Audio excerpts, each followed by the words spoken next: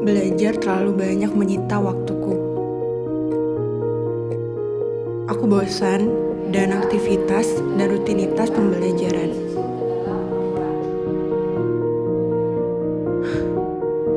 Aku juga lelah kalau harus mempelajari semua hal sendiri.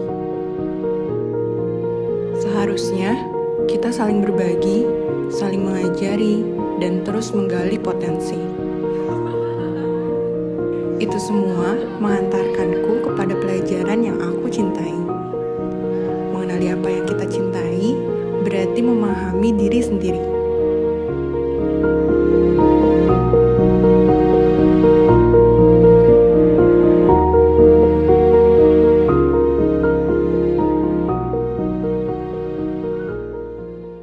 Selamat datang teman-teman semua, Sobat Marketeers. Selamat datang di Marketeers Tech for Business 2022. Perkenalkan, nama saya Yosanova Safitri, selaku Deputi CEO dari Marketplace Inc. yang akan memandu sesi pamungkas hari ini bertema e-commerce in the Metaverse. Metaverse, ini mungkin banyak yang bingung juga ya. Nanti pokoknya tugas guest speakernya harus jelasin sampai selengkapnya ya. Metaverse hadir sebagai teknologi baru yang sekarang sedang hype katanya. Ia digadang-gadang sebagai teknologi masa depan yang bisa dimanfaatkan perusahaan untuk mengoptimasi bisnis dan pemasaran. Semesta baru, ini yang bikin skripnya mantap juga ya, puitis sekali nih. Semesta baru ini membutuhkan enablers dalam bentuk teknologi seperti AR, VR, AI, blockchain, NFT, dan sebagainya. Metaverse menjadi pendorong terbentuknya ekonomi yang baru.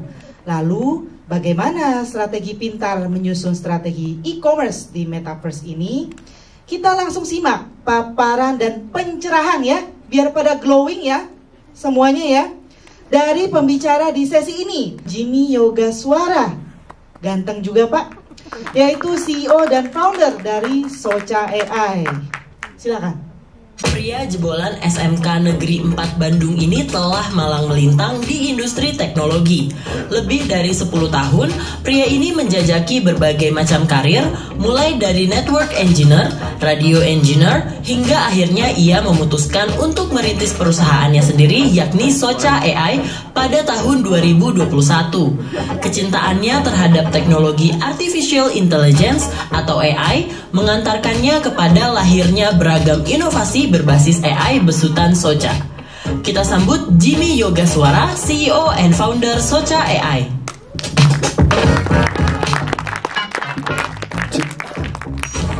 Assalamualaikum, selamat sore. Sampurasun. Rada minoritas berarti orang Sunda ya. Oke. Socha adalah sebuah perusahaan baru yang kita bangun untuk memenuhi ambisi kita menciptakan sebuah produk atau solusi yang meningkatkan kualitas hidup manusia. Kita selalu berbicara mengenai sustainability yang selalu dikorelasikan dengan global warming, carbon emission, and so on. Dengan alternatif solusinya, kita misalkan beralih dari combustion ke electric vehicle, solar panel, atau bahkan yang lebih radikal disuruh menjadi manusia yang bisa multiplanetary atau pergi ke Mars kalau versi Elon Musk. Itu yang versi radikal. Kita di Socha percaya bahwa we believe human is always on top of the problems and solutions.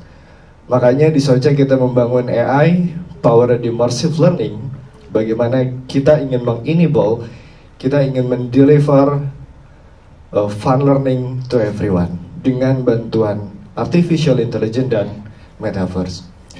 AI atau artificial intelligence selalu dianggap sebagai ancaman, selalu dianggap sebagai perenggut pekerjaan. Merenggut pekerjaan berarti mengakhiri kehidupan seseorang atau merenggut kehidupan sendiri. AI bertransformasi dengan sangat cepat, mulai dari personal assistant, autonomous mobility sampai ke hal yang paling kompleks, yaitu humanoid robots. Dan yang paling menakutkan, semua transformasi ini begitu cepat. Kurang dari 5 tahun kita selalu dipertemukan, kita selalu melihat lagi perubahan teknologi, terutama di artificial intelligence. Itu banyak perspektif yang membentuk bahwa AI akan menginvasi manusia. Buat yang kebanyakan nonton Terminator atau AI mengambil alih segala macam kehidupan kita. Tapi hari ini sebaliknya saya mau sampaikan bahwa AI justru akan mengempower kehidupan kita, terutama di dunia baru, dunia metaverse. Kenapa metaverse? Kenapa sekarang? Hubungan koneksi atau hubungan antar sesama manusia menjadi peran penting untuk memajukan manusia itu sendiri. Kita tahu pandemi corona adalah momen terbesar yang mendorong kita untuk melakukan lompatan digital dengan secara terpaksa. Mungkin beberapa orang merasa terpaksa, tapi ternyata yang paling mengejutkan berdasarkan data, tingkat depresi yang meningkat menjadi faktor terbesar bahwa metaverse itu harus terbentuk, terutama di Amerika. Karena bagaimanapun Amerika yang mempopulerkan istilah metaverse, yang mempopulerkan teknologi, platform, dan segala macam, sampai kita semua berkumpul di event hari ini.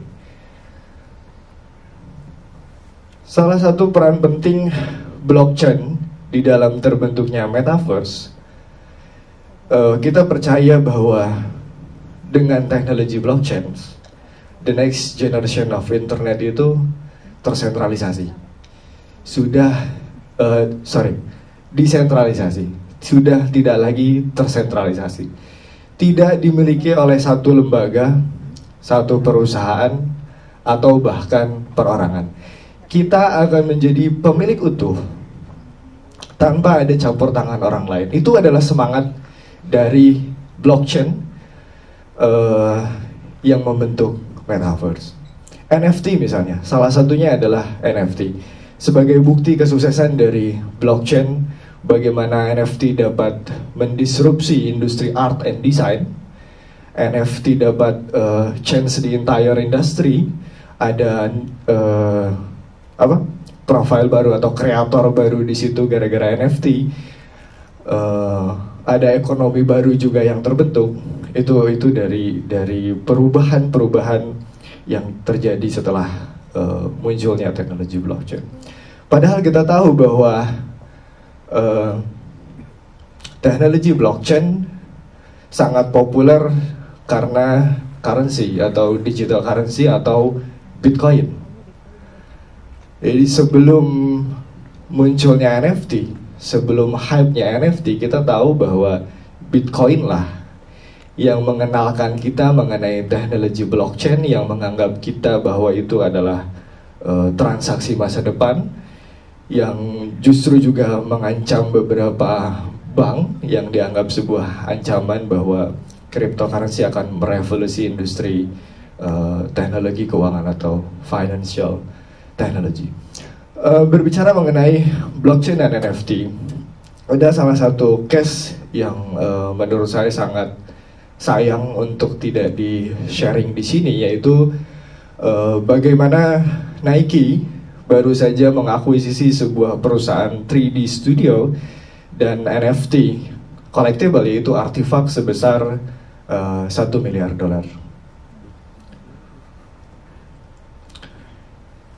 Artefak adalah perusahaan 3D studio biasa, sebenarnya seperti perusahaan biasa saja. Dia membuat 3D design, dia membuat NFT collectible, tapi mungkin tadi yang Pak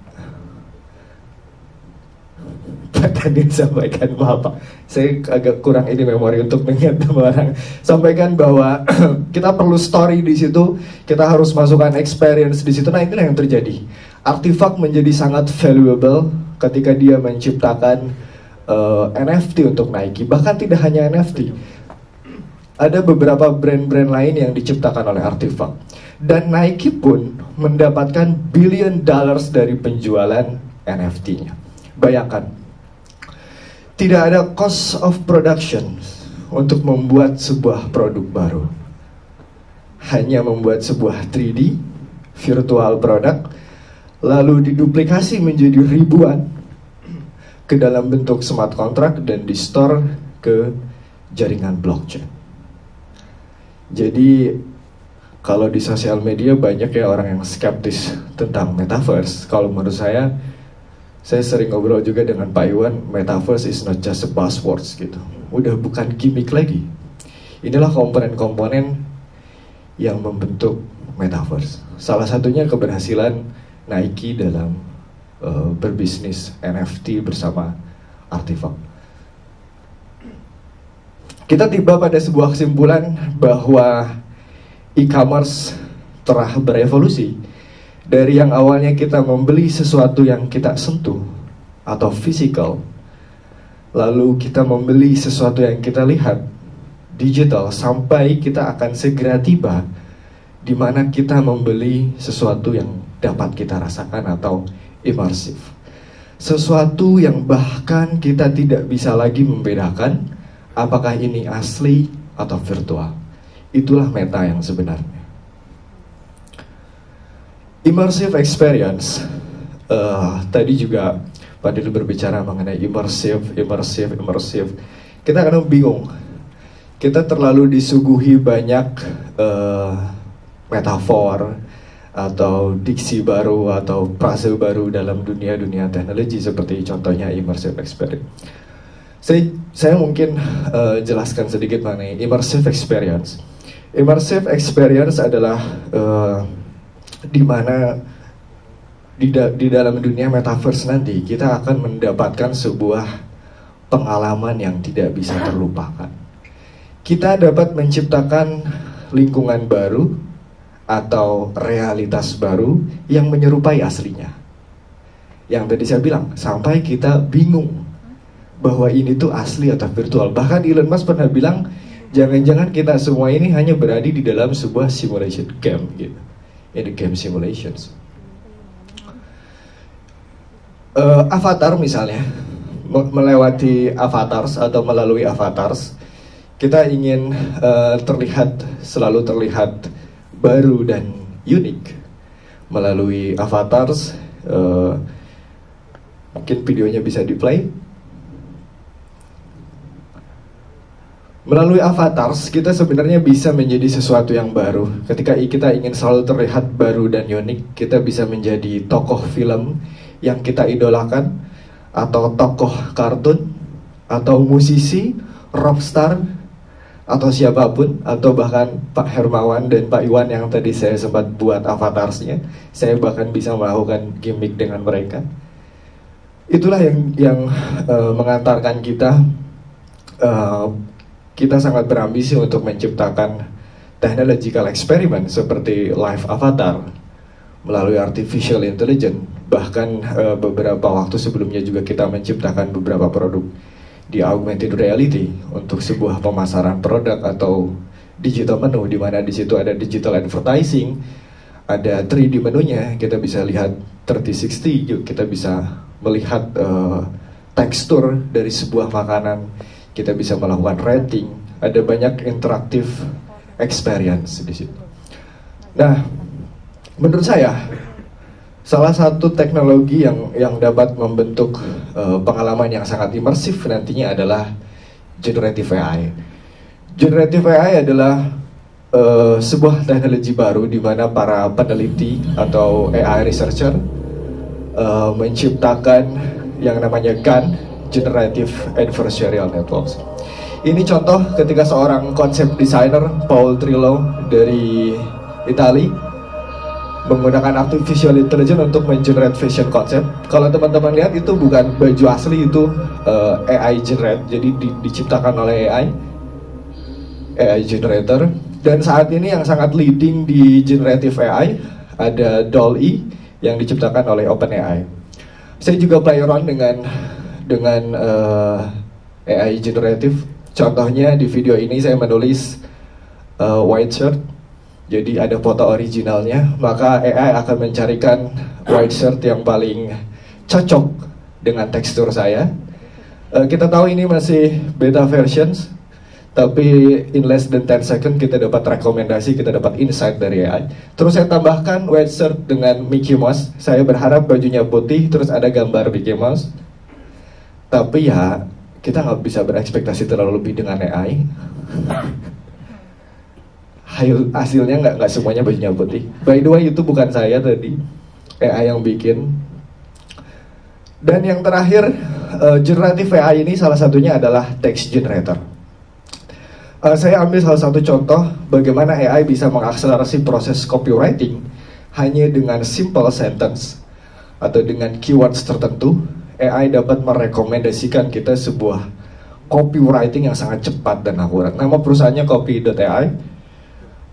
Dia kurang dari 7 bulan, usernya sangat besar, base-nya di US, dan dia menggunakan service-nya OpenAI. Bahkan di situ ada intonasinya. Ketika saya mau bikin copywriting yang friendly, luxury, atau professional, dia akan membuatkannya. Jadi kita tinggal pilih, terus kita copy. Bahkan template-nya pun ada dalam berbagai macam variants. Mau copywriting untuk email, untuk product description, untuk website, dan segala macam. Bayangkan jika e-commerce dalam waktu dekat sudah diperkuat atau dipersenjatai oleh AI untuk menggunakan salah satunya generative AI dan text. Yang terakhir, advertising in metaverse. Saya rasa promosi dan iklan di metaverse nanti akan menjadi sangat meta. Kita nggak bisa bedain lagi. Mungkin teman-teman nanti lihat ada yang sedang streaming. Misalkan saya, avatar saya lagi streaming tapi saya minum, ternyata di situ ada built-in iklan seperti halnya di metaverse. Yang terakhir, kita coba resum the futures covered in metaverse. Jadi yang pertama, e-commerce nanti akan dipenuhi dengan 3D asset, dengan virtual try-on. Semuanya akan serba 3D possibility-nya, dan kita bisa try-on seperti tadi menggunakan augmented reality atau virtual reality. Tentunya ada teknologi yang support di situ, atau saya lebih senang ngomongnya mixed reality, jadi bisa apapun. Semua transaksi kita akan di-secure oleh Web3 technology, karena kalau saya lebih percaya bahwa kita bilang metaverse ketika sudah ada blockchain atau decentralized di situ. Karena semangatnya the next generation of internet itu democratized, bebas lagi gitu. Akan dipersonalisasi oleh artificial intelligence, seperti halnya kita membuka sosial media, kita selalu melihat sesuatu berdasarkan profile dan interest. Maka di masa depan, commerce akan menjadi lebih personalized untuk kita. Dan semuanya menjadi sangat mudah, menjadi sangat seamless dengan conversational. Mungkin chatbot, mungkin voice, speech to text, text to speech, dan segala macam. Yang terakhir, kalau kita punya store, offline to online atau online to offline, mungkin kita harus sudah consider untuk menggunakan IoT control agar semua activity menjadi lebih seamless atau contactless. Baik, mungkin itu yang bisa saya share teman-teman. Terima kasih banyak atas waktu dan kesempatannya. Saya dan seluruh kru Avatars pamit undur diri. Assalamualaikum warahmatullahi wabarakatuh.